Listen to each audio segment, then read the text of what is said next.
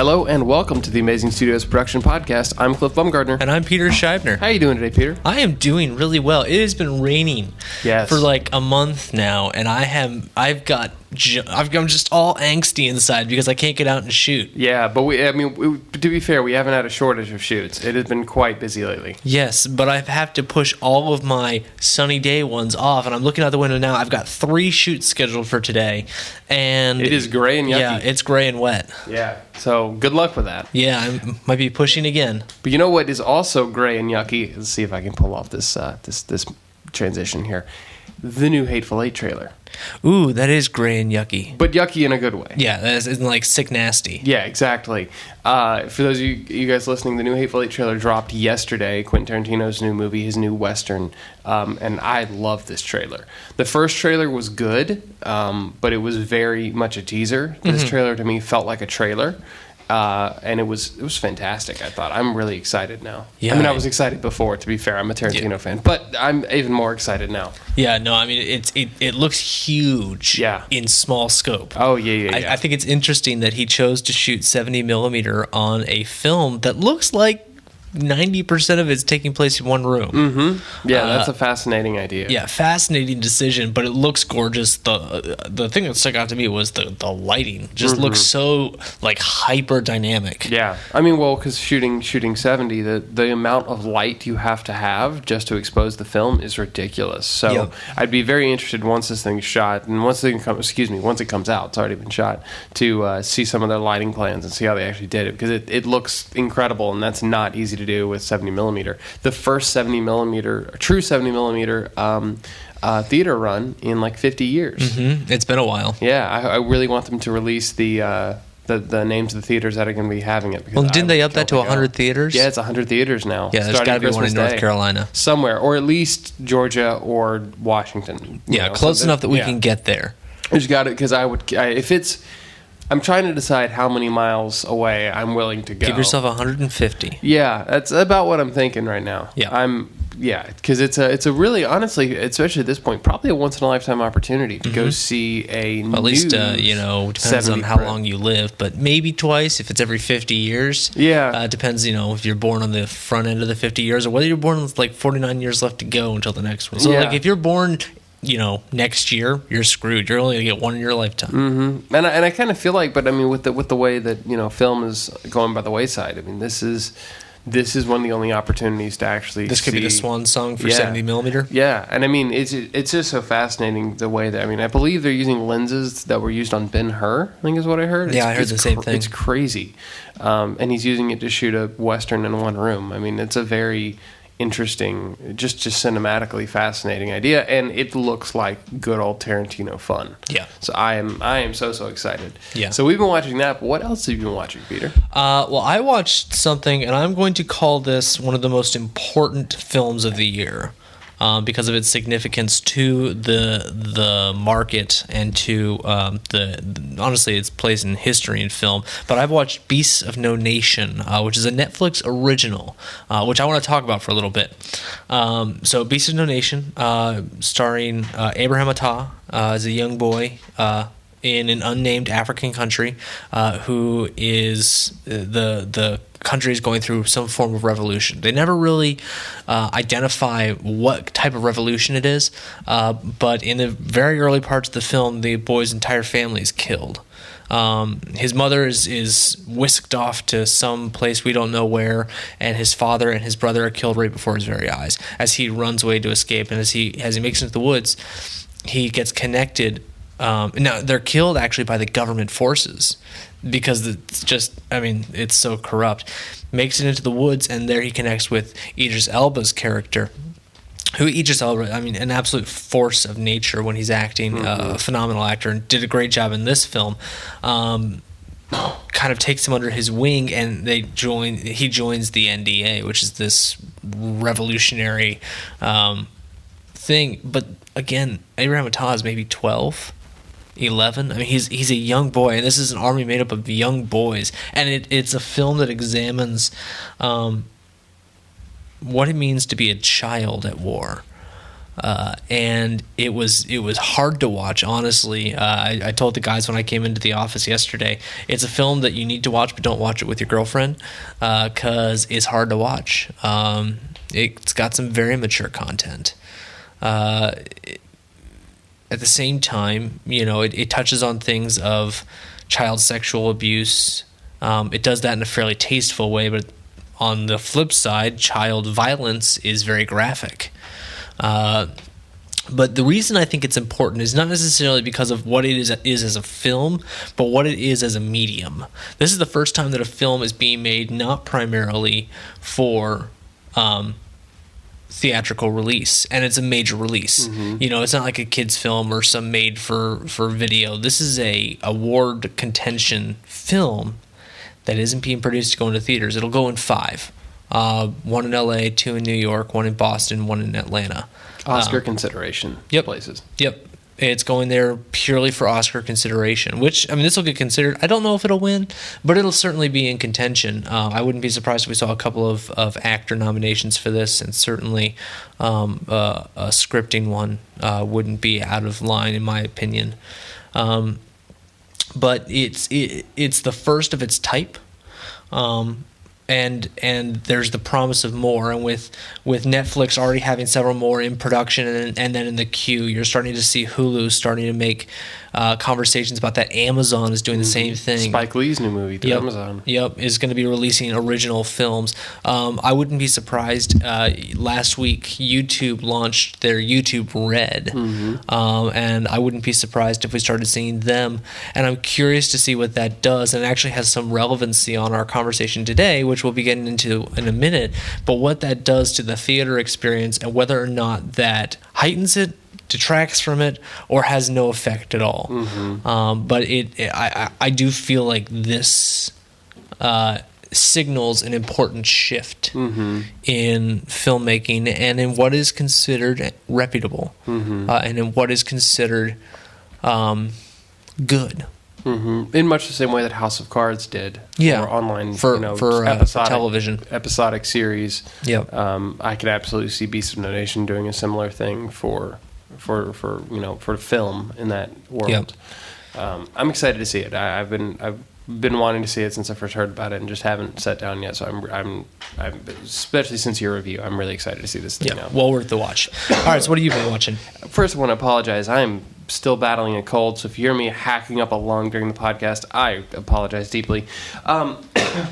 Lately, the most recent thing I watched was the first episode of the show Black Mirror. This is a show, it's been out for a little while. I heard a lot of people talking about it, but I never really knew what it was.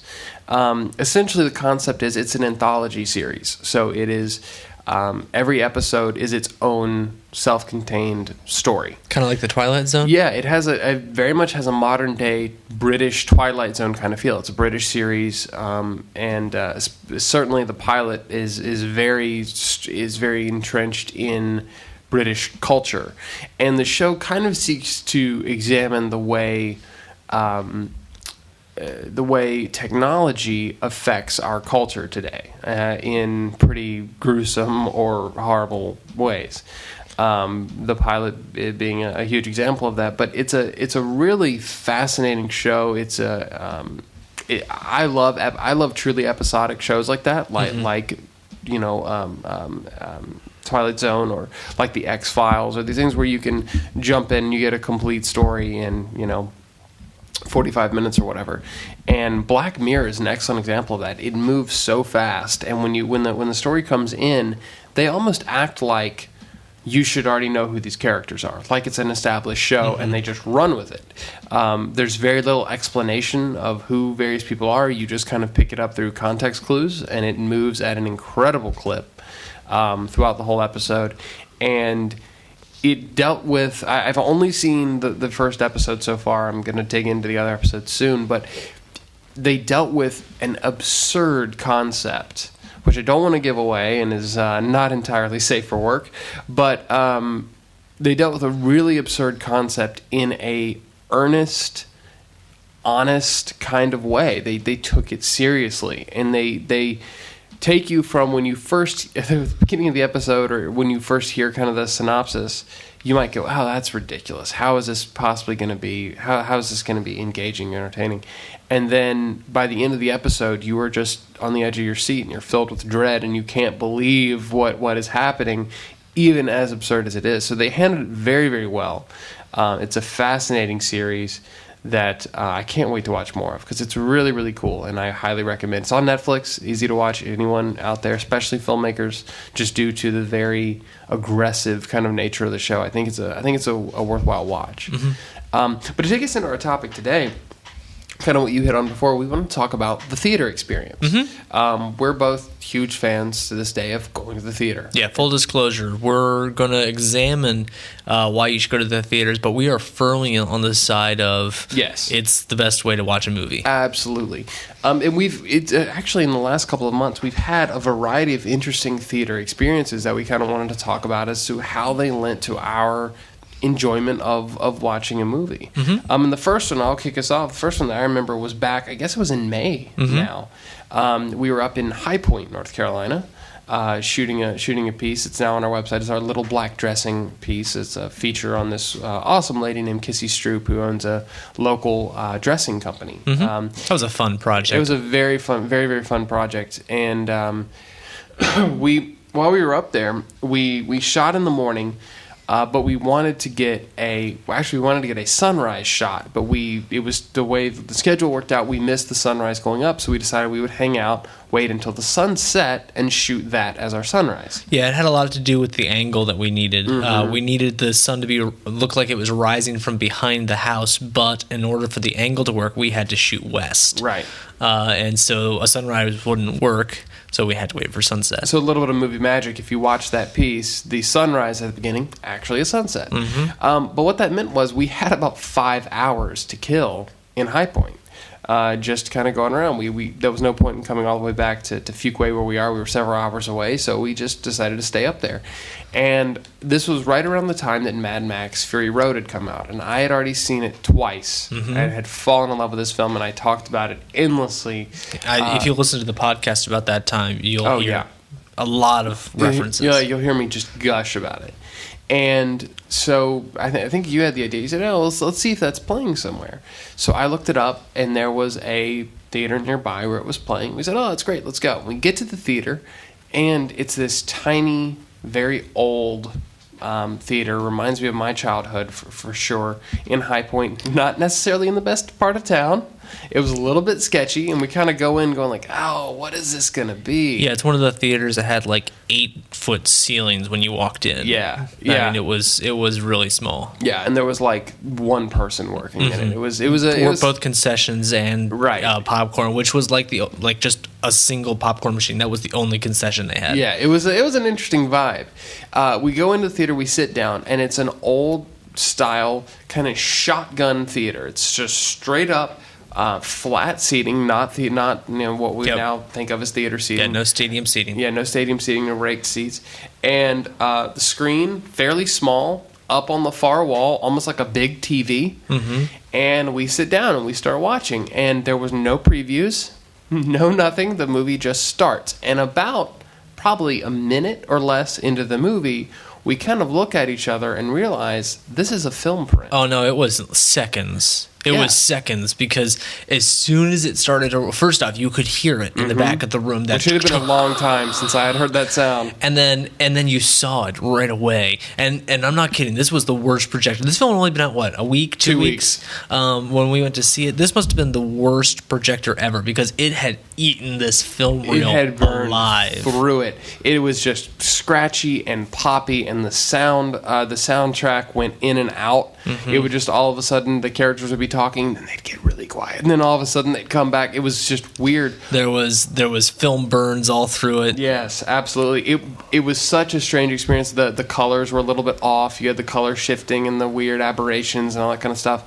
But it created the coolest experience of watching that film. Yeah, I mean, that film, for our audience, you probably know, it's part of a legacy of films. Mel Gibson was Mad Max for years, and there were several of these films, and they were very 70s. Yeah. I mean, that was the way that they were. And this new one, Very grindhouse when they started. Yeah, this new one, as good as it was, is a much more polished version of what those were. Yeah. But watching it in this theater with this horrible projector, horrible sound, and we were there was only 4 people in the theater. It was 4 little old ladies that I think were there for Pitch Perfect. Yeah, went in the wrong theater. And went in the wrong theater because there was some odd comments coming from up front. They ended up sticking it out. They seemed to enjoy it, too, Yes. by the end. But they were about 4 rows up in front of us, just us and them, and this was the perfect experience to watch that particular movie in. Yeah, it was awesome. It had been, like I said, it had been a long time since I had actually seen a film print projected, and it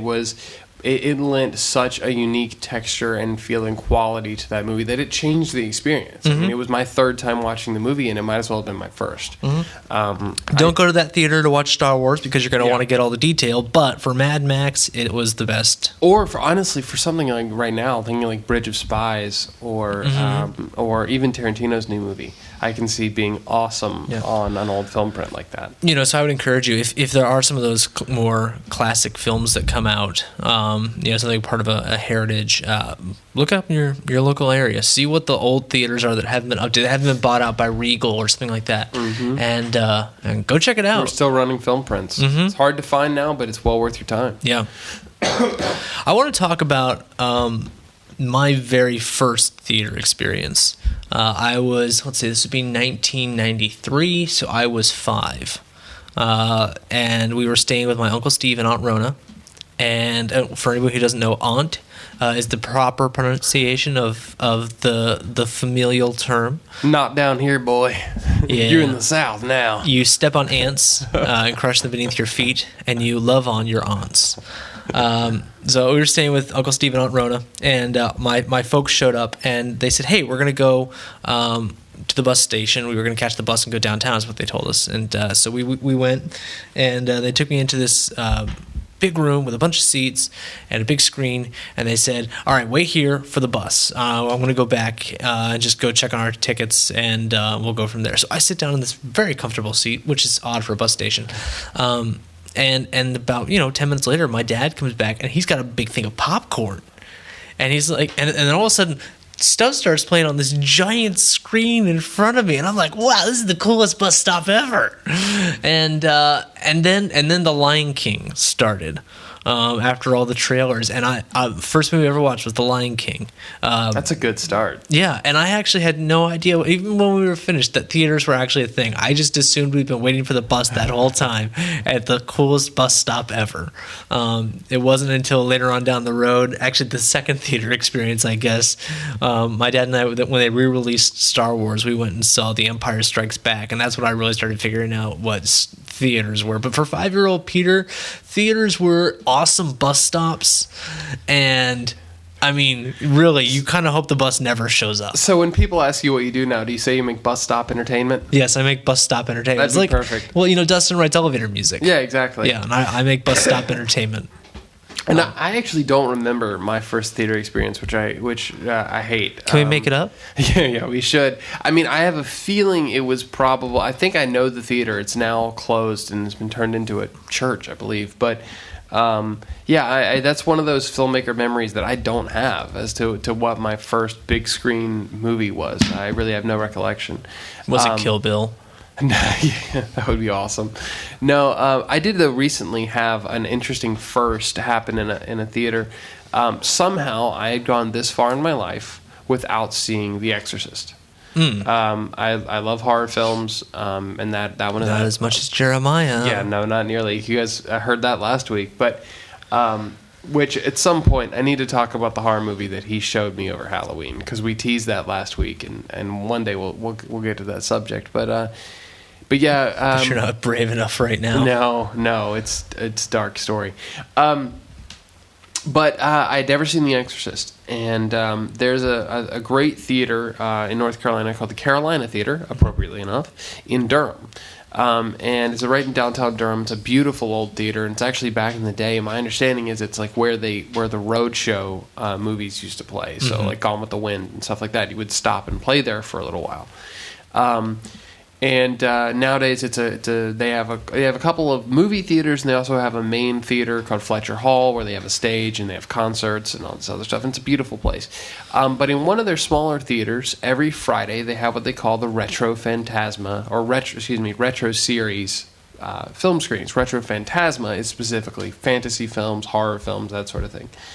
And a couple months ago, they did a double feature of The Exorcist and Rosemary's Baby. And my dad is an old school horror fan, so I grabbed him and we went together. My mom was out of town, so he needed something to do, and we went to see The Exorcist and Rosemary's Baby in a double feature. And seeing it on the big screen, surrounded by movie fans, it's one of the greatest things about the retro screenings, if you get a chance to go, and I would highly recommend it if you do. You can find them on Facebook, and you can see all the movies that they're going to be playing soon. But going to that screening, all the people there are just movie fans, and they're movie buffs. They love it, and so they're laughing and having a blast at the whole thing, and sitting there watching these two classic films, which, by the way, hold up beautifully to this day. The Exorcist is still a genuinely terrifying movie all these years later. It was one of my favorite theater experiences ever. It's to me, it felt like going back in time a little bit, and maybe having that first theater experience that I don't remember as a kid, but getting to go back and really have that. It was wonderful, and I think to me that kind of hits on a big part of what makes theaters still important, still relevant, and why I still go is, in part, it's having that experience with other people. Mm-hmm. You can get a movie, you can get The Exorcist and play it on your laptop, and the movie is going to be just as good as it ever would be. The movie's not going to change, but the experience around it will. I mean, it's kind of like, you could build if you have the money, you could build a roller coaster in your backyard, but it's not like going to Six Flags, because you're not sharing that experience. You're not in that environment. You're sharing it with other people and your friends and your family and people you love. And I think that, for me at least, is a huge part of why it's such an incredible thing still to go to the theater. Yeah. And I mean, we've had a varied theater experiences. We've been to premieres, we've been to limited releases, we've been to the ArcLight, we've been to Regal cinemas and AMC cinemas, and there's a few things that I think set apart the theater experience, no matter what your experience is, whether it's a memorable one like going to an old scratchy theater, or just a common one like going to a Regal with a nice digital projection and comfy leather seats. There's a few things that I think kind of make that experience necessary and make that experience special.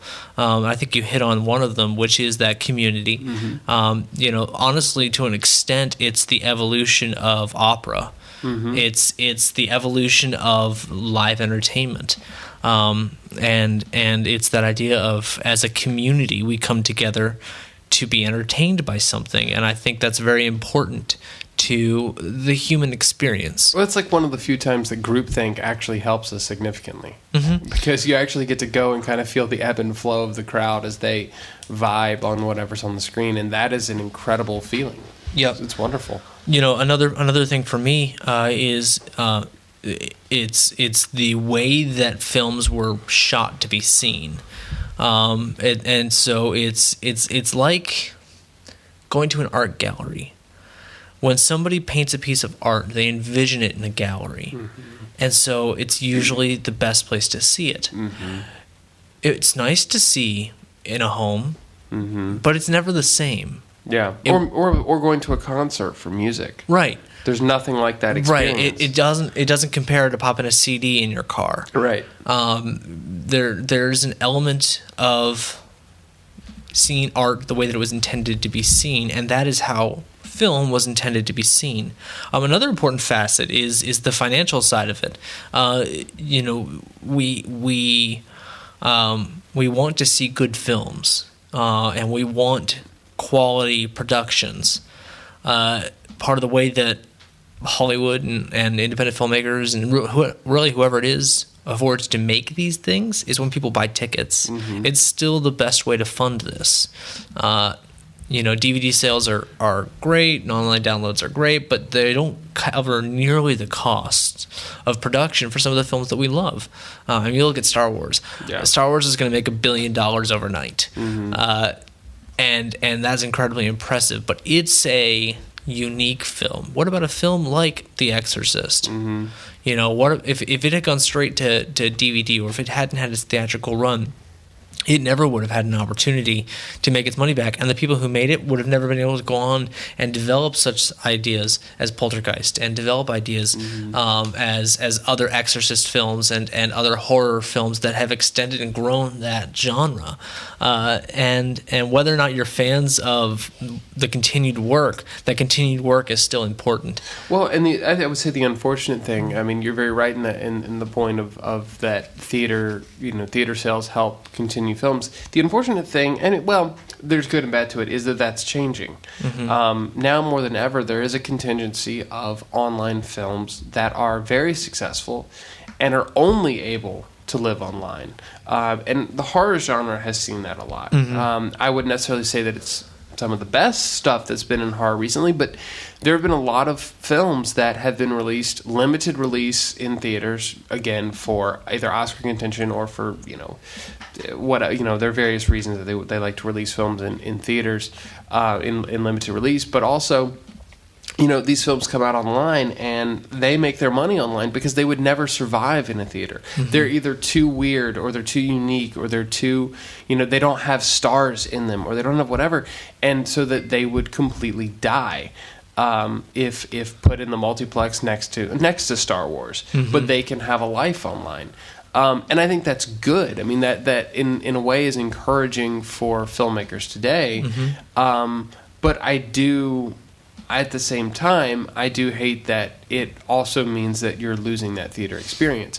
Because the unfortunate thing about theaters and about filmmaking in general is, if you look at books, if you look at publishing, hundreds of books come out every week. I mean, it is a vast market, and even though there is certainly still a top 1% of the big, your Stephen King books and your J.K. Rowling and that kind of stuff, most authors can get a book published and get a book released in a significant major release. Every weekend, maybe 5 or 6 movies come out? And ones that are of note. Yeah, I mean, and really of those, maybe 2 are the actual of note big ones. It's a very different system, and it's a very limiting system, which is unfortunate. And it's a system that just the demands of a theater release, back in the day being film prints, these days being, expensive digital projection and marketing and all those various things. It does limit what can be released, and that is an unfortunate aspect, I think, of the theater, as much as we are advocates for them. So there is kind of a world that's being born online, and I just hope that, and I don't think we ever will lose the theater experience, but I hope that as things continue to shift that way, which is ultimately good for filmmakers, we don't lose our experiences that are just good for film in general. Yeah. Another reason to go to a theater as opposed to seeing on a laptop is actually something we experienced at the ArcLight, and I don't think I've ever experienced something quite like this. They at the ArcLight, they actually will come in periodically, every 10 or 15 minutes throughout the production, to make sure that the audio and visual quality is what it should be. You talk about seeing a film the way it's meant to be seen. That is a huge component. We deal with here, we'll be working on a project and we'll send it to someone and they're looking at it on an old laptop and it's dark and they don't get it and that the sound isn't good or whatever else, and that affects their experience. Well, it's because of how they're viewing it. And I think that's a significant part of theaters as well, is you are getting the best experience that you can have. You are seeing and hearing and feeling the movie in the biggest, most visceral way. And talk about art having an effect on you. I mean, going to an art gallery is wonderful, but rarely do you go to an art gallery that there isn't a wall the size of a movie screen that has a piece of art on it. And you have, in a movie, thousands of frames that are all individual pieces of art projected on this huge screen. I mean, that's an experience that you can't get anywhere else. Right. It's really an amazing thing when you kind of break it down and think about it. Yeah. One more thing I want to kind of talk about a little bit before we wrap up this conversation of theaters, and that is something that is a recent development on the last several years, and that is piracy. I think you can't have a conversation anymore about the theaters and about why you should go to theaters without a conversation about why it's important to honor and respect the art that is being put there. Right. We live in an age where internet piracy is almost viewed as trivial. Everybody does it. It's, they can afford, my ticket doesn't count. And that's a disrespectful view of art, and that's a disrespectful view of form. Right. And it's incredibly disrespectful of the hours, the time, and the commitment that thousands of people have put into this work. Right. People have made the comparison, all kinds of comparisons, and we don't need to labor on these, but if somebody, spent all day making a bagel, would you go and take that bagel? Right. There's no other industry where you would do that. It's just that's considered stealing, and that's what it is when you pirate things online. If you can't afford to watch a movie, don't watch it. It is somewhat of for lack of a better term, pay to play. Find a friend who has it. Get it from Redbox. I'm sure we can all spare $1 if you really want to watch it, but don't go online and pirate it. Right. Because that is a dishonest and a disrespectful way to waste a lot of people's time. And I know I actually have known in the past some filmmakers who pirate stuff in there, and their logic is, well, I'm studying it and I can't afford it. I'm a student. I'm this or whatever. I'm the person you want watching it because I'm the one who's going to learn from it. And that there may be a shred of valid argument in that, but the problem is you're also at the same time you are propagating bad ideas. You are lending to a bad system. And it's not so much necessarily you in every instance, even though I do believe it's rude and I do believe it's wrong. The problem is you're playing into a system that, as it builds and builds and builds, has and does affect the livelihood of filmmakers, and is certainly part of what has continued to contribute to the difficulty of making a living out of making films. Yeah. I think another side of that, and this may be a good note to close on, what you were saying of it, of the rudeness and needing to have a respect. One of the reasons that now there's a theater here in it's actually in Cary, North Carolina, called Cinebistro. There's another one similar in Cary called Cinebowl, that are theaters where you can go and you can get dinner and you sit in these nice like leather reclining chairs, and it's wonderful. It's really wonderful, and it's like 21 and up at Cinebistro at night. You have to be an adult to be able to get in. And what that does, even though it's more expensive and it does feel like a bit of a bourgeois kind of theater experience. Oh, this is how the 1% enjoy their movies. Exactly. But what it does is you don't get people yelling at the screen. You don't get people talking during the movie. You don't get people disrespecting the experience like you do if a ticket is $5. And I have started to, if I can, go to the nicer theater because of how much the experience means to me, and nothing just hurts me more than going to watch a movie that I've been waiting, a year to go see, and there's somebody behind me talking over the movie the entire time because they don't care. Yep. And I've given this kind of comparison before. I said that a lot of people, they just see a movie up on the screen. I see dreams coming true. Right. I know from having toiled in this for years and years and years, I know what it means to those people who made that film to have it on that screen. And I wish there was more understanding of that commonly. And I think I kind of want to make an appeal. If you're listening to this and maybe you've never thought about that, think about, think whatever you do. If you're an accountant, and you've worked your entire life to be really good at what you do you want someone to come in and make a mockery of it? No, you don't. That would hurt your feelings. It's the same thing with a film. And just because a film costs millions of dollars to make. It involves thousands of people, and it is very much a different kind of entity that a lot of people can't wrap their head around. It is still a job, and it's something that's being made, and it's something that is being taken from someone's heart and someone's brain, and being, from a lot of people's hearts and brains actually, and being put up on a screen. And so respect that. And also, I mean, this is the most basic obvious thing. Respect the other people sitting around you who spent a lot of money to be there. They used to have signs in theaters that say, "Please remove your hats." Yeah. And I think that can be translated. I mean, it's a basic idea. Be courteous. Yeah. When you're in a theater, be courteous. Honestly, to an extent, I think it's almost rude when people are, obviously it's rude when people are on their cell phones in theaters when they're talking during the movie. But if you watch a movie and you appreciate it, give it a round of applause at the end. Oh yeah. There's certain courtesies you can use.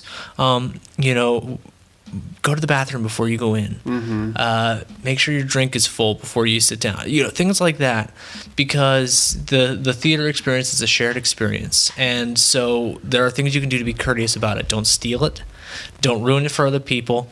And ultimately, at the end of the day, enjoy it. And here's an interesting thing to consider: most major films that come out today, it's estimated that around 15,000 people worked on that film in some capacity. There's actually a really good chance you're in the theater with one of them. I have been in the theater for films that I worked on, and nobody in there knew that I was sitting there.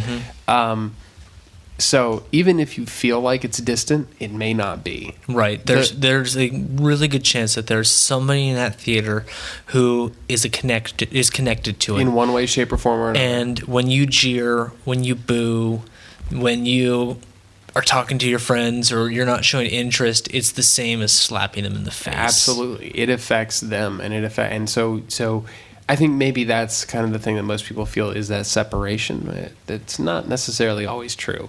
So keep that in mind. Go to the theater. Save that for your laptop. Yeah, exactly. Go to the theater, enjoy it, have fun. I think it's still one of the great communal experiences that we have.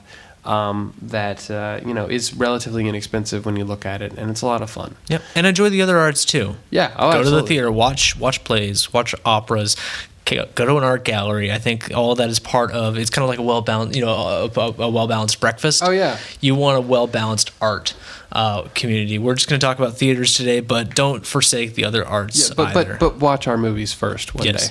When we have movies in the theater, watch our stuff first. Project we're working on now, just found out, looks like it's going to premiere at the Carolina Theater in Durham. Sometime next year. So sometime next year we'll be plugging that away. So you can now tell that we had this conversation because we are hoping people will listen to it and not come boo our movie. Yes. So if you are a booer, just don't come. You'll hurt my feelings. Yeah. So we come anyway. We want to sell tickets. In this conversation. Yeah. So come anyway. We want your money. Yes. And of course, as always, you can follow us online. I am at Cliff Baumgartner. Excuse me. I'm still fighting this cold. At Cliff Baumgartner, pretty much everywhere. Instagram, Twitter, etc. I'm working on my new website right now. I'm excited about that too. Yeah. I hate web design. And Peter, you are Peter the Director? Yep, on Instagram. I posted 2 things yesterday. Oh man, record. I got like 8 new followers from. I don't know what was different, but something. It was a ringer this time. That red tag, man. You can also follow Amazing Studios, which is where we work. You can see all of our art there, and it is online. And we encourage you to watch it online. So AmazingStudiosInc.com. You can follow Amazing Studios on Twitter, Amazing Studios Inc. 1, or Amazing Studios 1. I think just Amazing Studios 1. They're also on Facebook and YouTube and Vimeo. We're all over the place. And you can see our work there. We also have a series of blogs that are going up on the AmazingStudiosInc.com website. Some great stuff, some great kind of insider stuff. It looks at to really what they're about is how difficult it is to make work. And that lends to what we were talking about today. If you don't really know what goes into it, it's hard to respect it. So go check that out. That's a lot of cool stuff about everything from editing, motion graphics, music, etc. Maybe you can learn something, or you can teach us something. That's always nice too. It is. But until next time, for the Production Podcast, I'm Cliff Baumgartner. And I'm Peter Scheibner, encouraging you to craft a story worth hearing.